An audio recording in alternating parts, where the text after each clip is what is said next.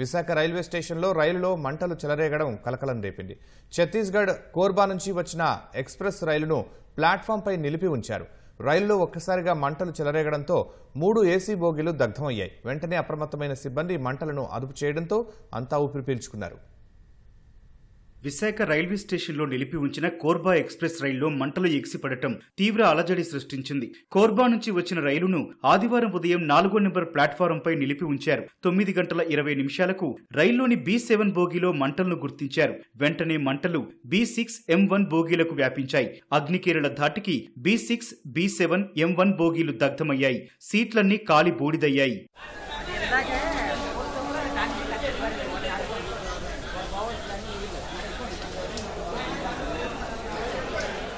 రైల్లో మంటలను గుర్తించిన వెంటనే రంగంలోకి దిగిన అగ్నిమాపక సిబ్బంది 4 యంత్రాలతో బోగీలపై నీళ్లు చల్లి మంటలను అదుపు చేశారు. స్టేషన్లో ఉన్న ప్రయాణికులను ఘటనా స్థలం నుంచి దూరంగా తరలించారు. ఎవరికీ ఇబ్బంది కలగకుండా చర్యలు తీసుకున్నారు. అగ్ని ప్రమాదానికి షార్ట్ సర్క్యూట్ కారణమని రైల్వే సిబ్బంది భావిస్తున్నారు.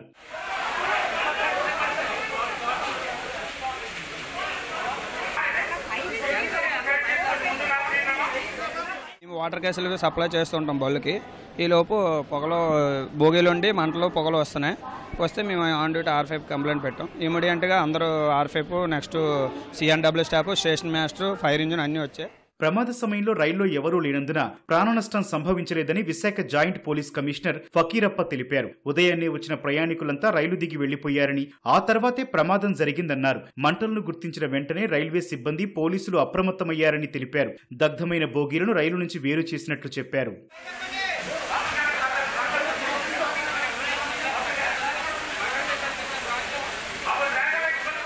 అగ్నిమాపక సిబ్బంది సమర్థంగా పనిచేసి గంటన్నరలోనే మంటలను పూర్తిగా అదుపులోకి తెచ్చారని విశాఖ సహాయ అగ్నిమాపక శాఖ అధికారి సింహాచలం తెలిపారు. రైల్లో ఇన్ఫ్లేమబుల్ మెటీరియల్ ఉండటం వల్ల మంటలు వేగంగా వ్యాపించినట్లు చెప్పారు. ఇమీడియట్ గా వచ్చిన వెంటనే ప్లాట్ఫామ్ రావడానికి ఇబ్బంది అయితే బయట నుండే హోజులు వేసేసుకొని ఫైర్ ఫైటింగ్ ప్రారంభించాము. మేము వచ్చేసరికి B7 బోగీలో మంటలు అధిక మొత్తంలో ఉన్నాయి. 5 నిమిషాల్లో మంటలను అదుపు చేసి తర్వాత స్ప్రెడ్ అవ్వకుండా హీట్ కంట్రోల్, ప్రో కంట్రోల్కి మాకు సుమారుగా 20 నుండి 30 నిమిషాల పైన పట్టిందండి. మంటలు అధిక మొత్తంలో వచ్చినప్పటికీ కూడా ప్లాట్ఫామ్ మీద ఉన్న సిబ్బంది కానీ, ప్లాట్ఫామ్ మీద ఉన్న షాపులు కానీ దేనికి కూడా స్ప్రెడ్ అవ్వకుండా మా సిబ్బంది ఒక 20 మంది వరకు వచ్చి ఇమ్మీడియట్ గా అదుపు చేసి ప్రమాదాన్ని నివారించగలిగామండి. కోర్బా ఎక్స్ప్రెస్ ప్రమాదంపై విచారణ జరపాలని స్థానిక భాజపా నేతలు డిమాండ్ చేశారు. ఇందులో కుట్రకోణం ఏమైనా ఉందేమోనన్న అనుమానం వ్యక్తం చేశారు. ఎందుకు జరిగింది అనేటువంటిది ముందు నిజ నిర్ధారణ కమిటీ ఒకటి వేయాలి.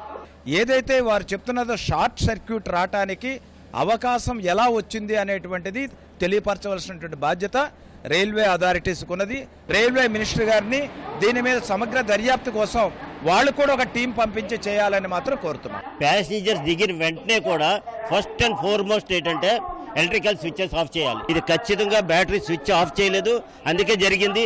లేదా బ్యాటరీ స్విచ్ ఆఫ్ చేశారు, అన్నీ చేసిన దగ్గర జరిగిందంటే ఇందులో ఏదో కుతంత్రం ఉంది, ఎవరో కావాలని చేశారు. ఈ 2 కోణాల్లో కూడా ఆలోచన చేయాలి. దీంట్లో క్యారేజ్ అండ్ వ్యాగన్ ఉంది, తప్పకుండా బాధ్యత అనేది ఉండదు. వాళ్ళు చెక్ చేసి పంపించాల్సింది. అది ఇంకొక విషయం ఏంటంటే ప్లాట్ఫామ్ నెంబర్ 4 and 5లో ఎక్కువ వెహికల్ అన్నది మూమెంట్ అన్నది చేస్తున్నారు. దానివల్ల వెహికల్స్ మూమెంట్లో తీసేటప్పుడు కూడా జాప్యం జరుగుతుంది.